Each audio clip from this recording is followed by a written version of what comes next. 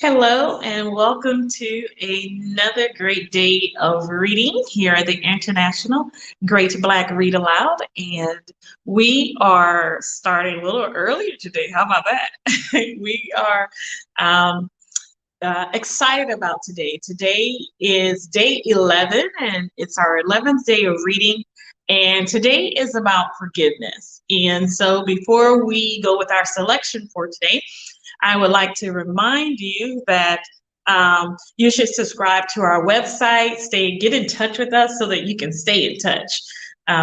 Nothing like getting a good piece of digital email from the International Great to Black Read Aloud Day. And so we promise to stay in touch too. My name is LD Robinson, and I am the founder of the International Great Black Read Aloud Day. And it is my pleasure to partner with Fresh Book Festivals that believes literacy is a legacy. And so we are about reading and imparting literature and literacy all around. And so that is what we are doing here at the International Great Black Read Aloud Day. Is we are giving voice to words written by Black people all around the world, showcasing that we write in every single genre out there. And today, our topic is forgiveness. And so we have a very interesting story today. And before I get started, let me tell you that you should follow us online at Black Read Aloud.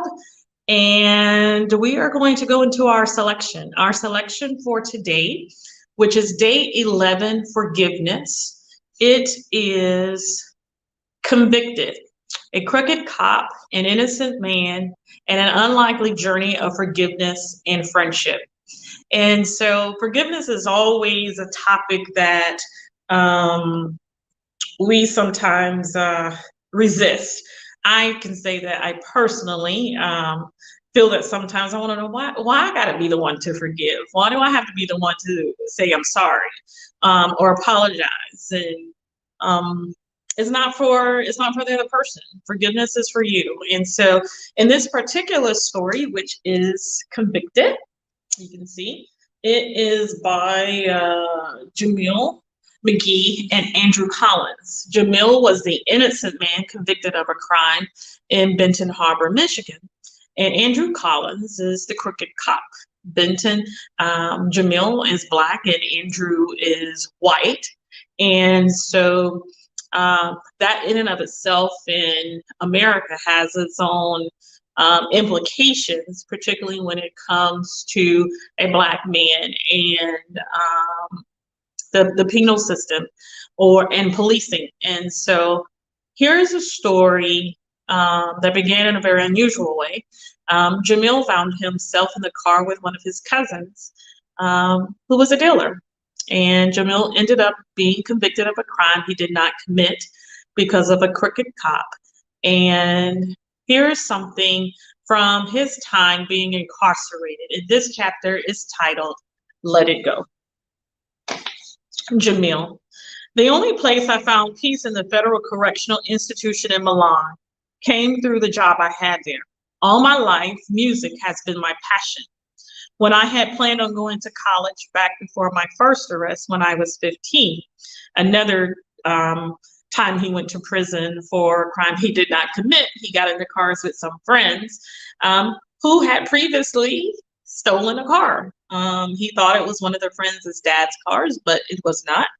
And against his father's instruction, he got in the car with them anyway and ended up being convicted of a crime he did not commit and went to prison at 15. He was getting ready to graduate from high school at the age of 15, and instead he went to prison. A lesson in that for young people. Be mindful of who you spend your time with. All my life, music has been my passion. When I had planned on going to college back before my first arrest when I was 15, I wanted to major in something related to music. Working in a studio had always been my dream job.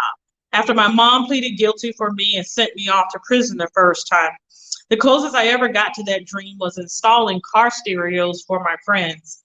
But when I got to Milan, I found it had an organized music program complete with a recording studio, and all kinds of instruments: keyboard, piano, guitar, bass, drum, you name it.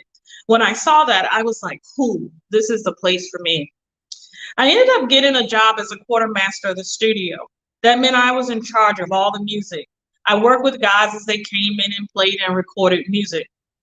On days when no one came in to record, I would listen to music for hours. I found great peace in that.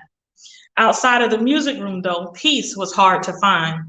I got in a couple more fights after the one that scared me. Both started in the television room.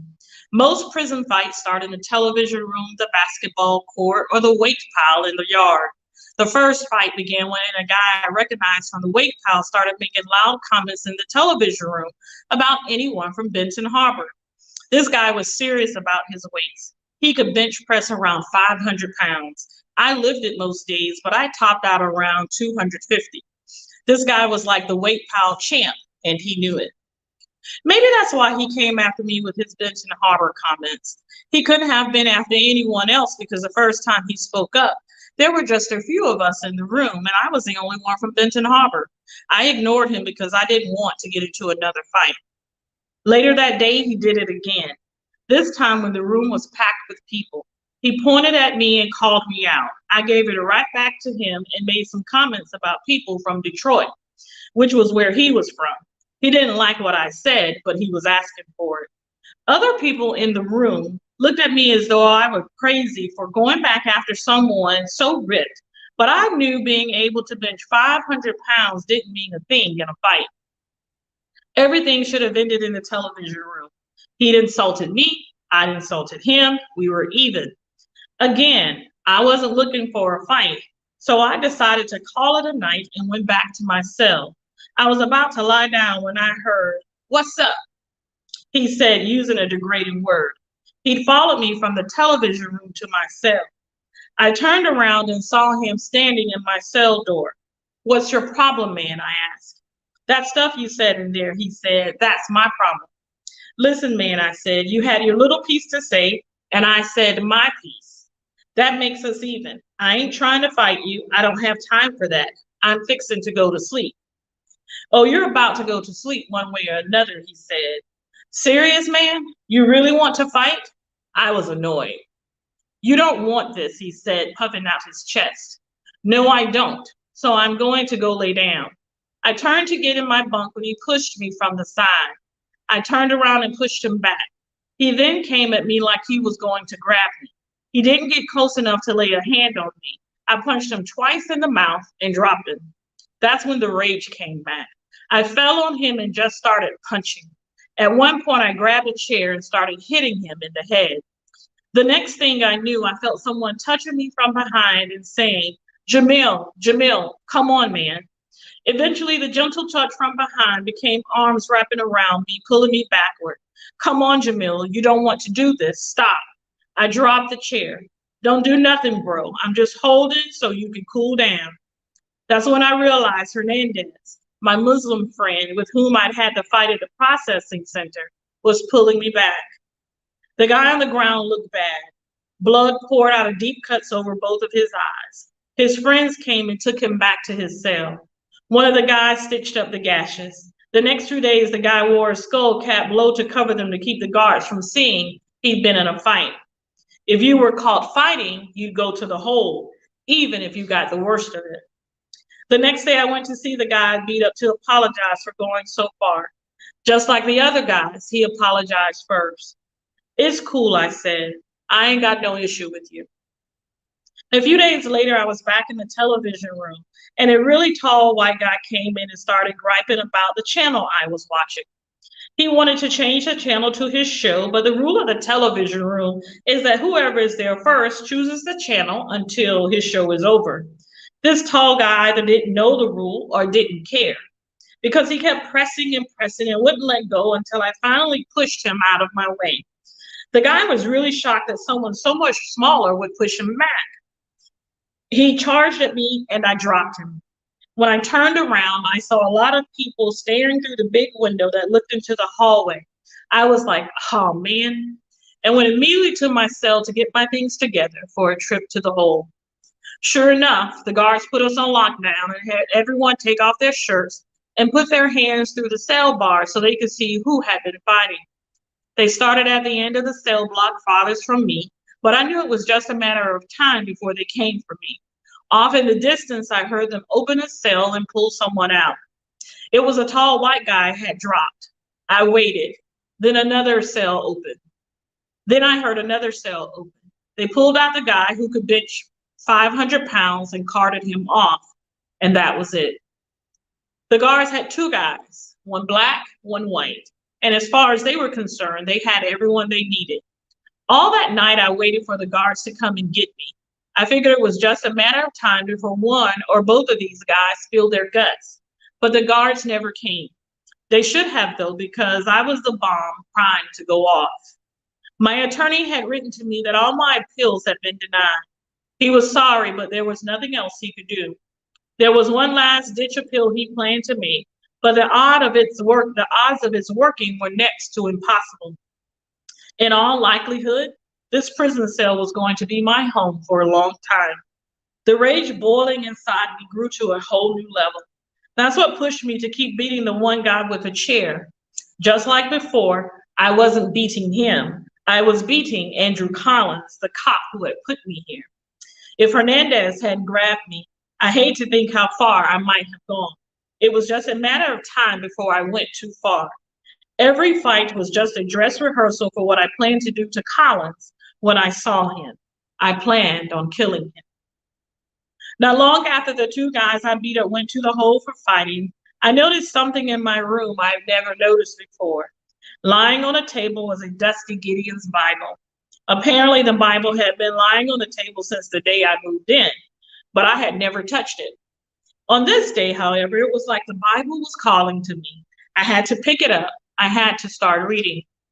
I opened it to the first book, Genesis, and started reading.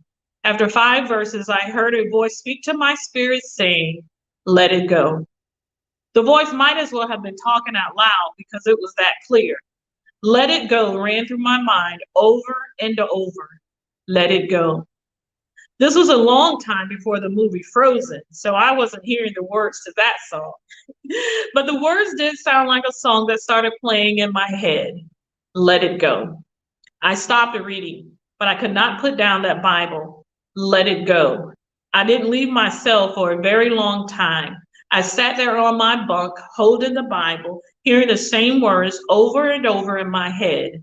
Let it go. After a while, my head started to pound. My mind turned to all the Bible verses I'd read or heard when I was younger.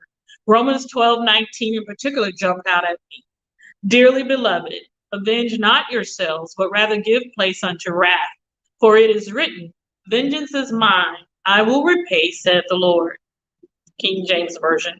I also kept hearing the words of 2 Chronicles 20:15. For the battle is not yours, but God's. I wasn't even sure where 2 Chronicles was in the Bible, but I knew it was in there somewhere. I'd heard sermons on it before. Now the words kept running through my head along with the same chorus, let it go. God was telling me to leave revenge to him. I had not touched a Bible or even thought about anything linked to God since I was arrested on February 8th, 2006. When I got to the prison in Milan, I didn't go running back to God like I had when my mom had pleaded guilty for me when I was a juvenile or when I went back on parole violation. I didn't run to God when Collins arrested me because I knew the police didn't have any hard evidence against me.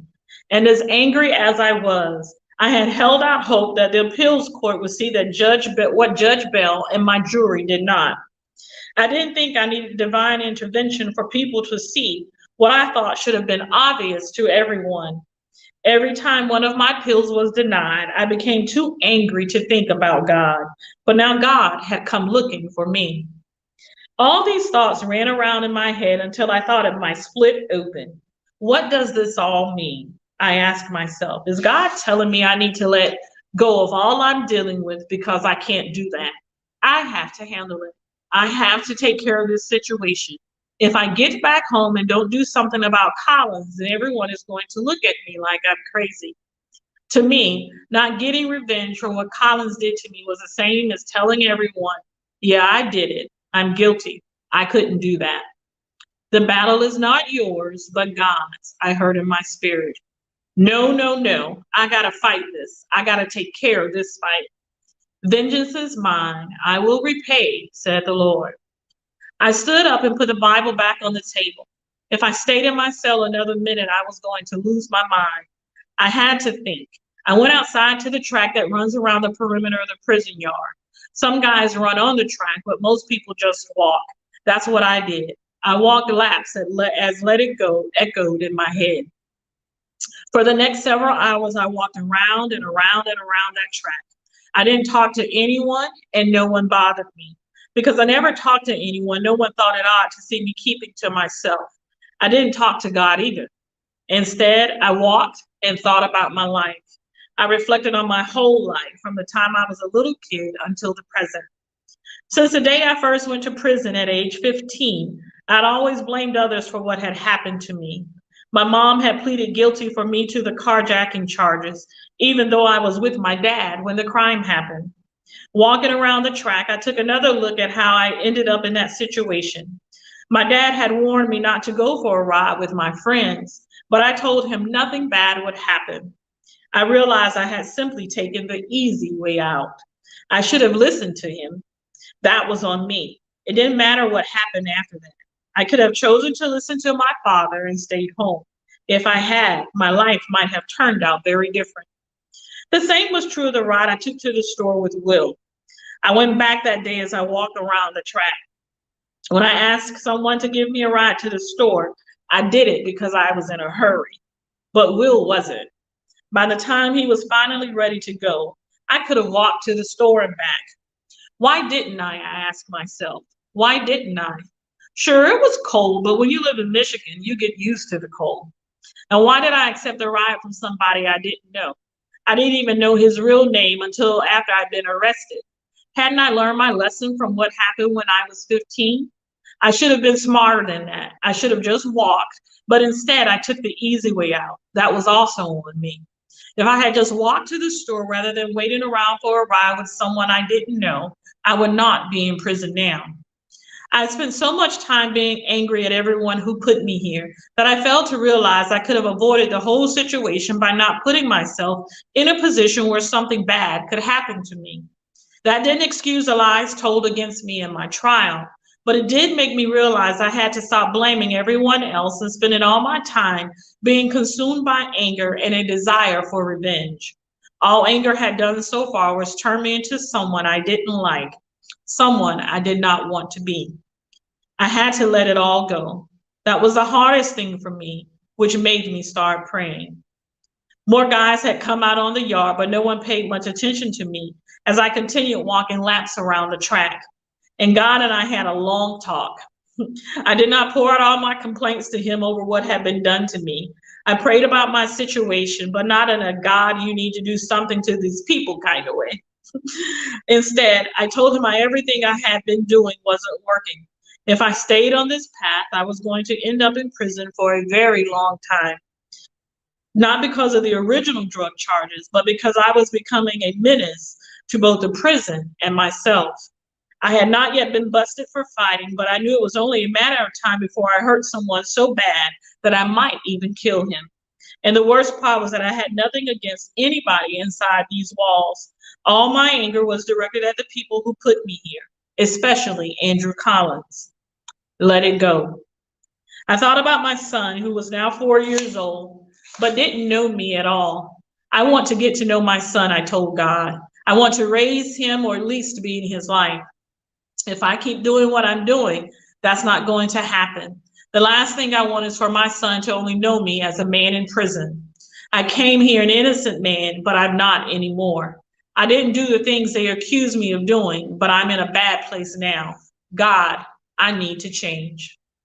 I kept walking, but now I stopped talking and started listening to God. He'd already been talking long before I got outside. I listened to what he had said to me with the Bible verses and with the three little words that kept running through my head: let it go. Finally, I chose to do just that. I let it go. I gave my anger and my desire for revenge over to him, all of it. The moment I turned loose of my anger, God planted inside me a desire to open up to others. That was something completely new for me. From the day they had led me out of George Bell's courtroom, I closed myself off from everyone except a couple of people. I didn't want to get to know anybody, and I didn't want them to know me because I did not deserve to be here. Now I understood it didn't matter that I didn't deserve to be here. I was here, and shutting everyone out wasn't making this place any easier for me. Minding my own business and telling everyone else to keep out had contributed to a lot of the fights I'd had. I came across as rude and angry. Sorry, I did not come across as an innocent man upset over the injustice of the system. I came across as rude and angry, someone just looking for a fight. God showed me that had to change. Eventually, I stopped walking and started back to my cell for the night.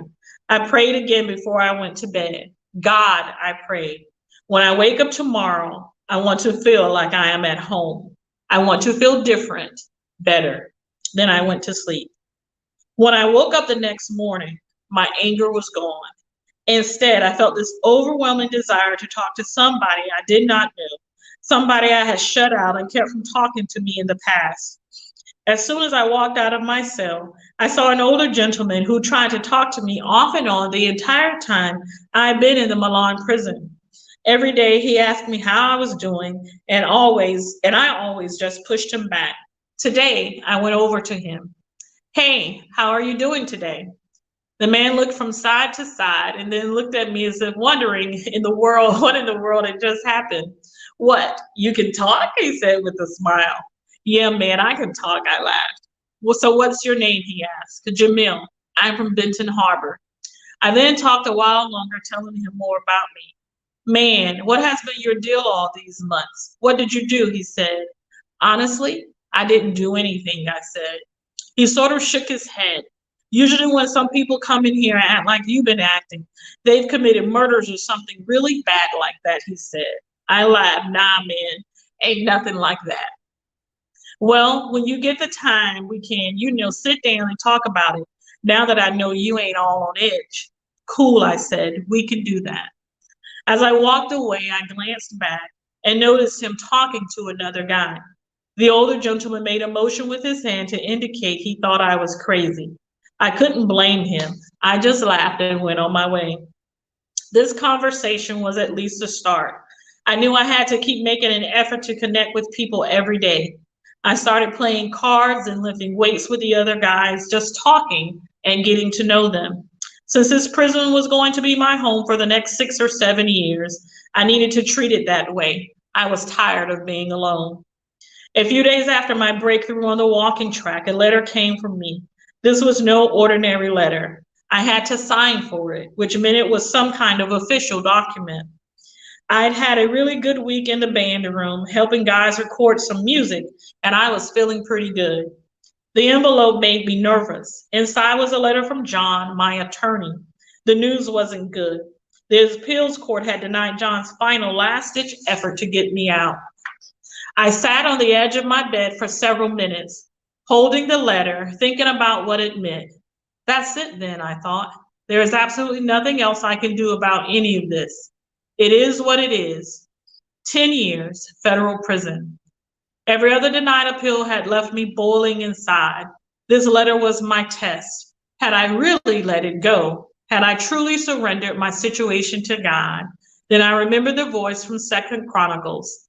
The battle is not yours, but God's. I thought to myself, this isn't my fight.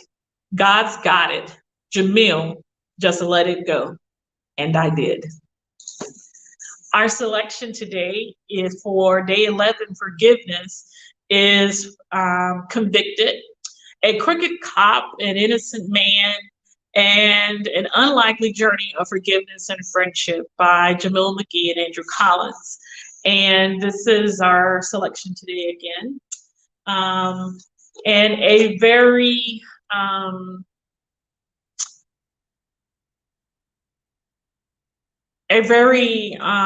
emotional subject for most of us. If you live for any length of time, there's probably someone that you need to forgive that you may not really want to. And so Part of today is just realizing that we just may need to let it go. It doesn't mean that you don't take the lessons. As a friend tells me, if you realize a dog bites, then you handle that dog differently than you would another dog. But you still, there's a place that you have an opportunity to let it go.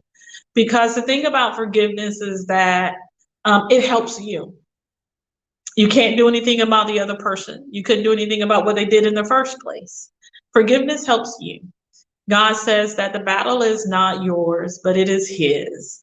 And so when we let it go, we open the door for Him to help us heal, to help us forgive, and to help us move on and make progress in the way that He wants us to. And so this has been day 11 at the International Great Black Read Aloud Day. Our selection has been Forgiveness, a Crooked Cop, an Innocent Man, and an Untimely Journey of Forgiveness and Friendship by Jameel McGee and Andrew Collins. We want to remind you that we will be back tomorrow, and we want to make sure that you are here to engage with us. And tomorrow, our selection is fantasy. And so if you are an author of fantasy and you want to read something tomorrow, we certainly invite you to do so. We want you to remember to subscribe to our site, and we want you to follow us online at Black Read Aloud. We are here giving voice to words written by Black people all around the world. And today was forgiveness. And so we will see you tomorrow for fantasy. Have a good afternoon or good night or good morning, depending on where you are in the world. Bye-bye.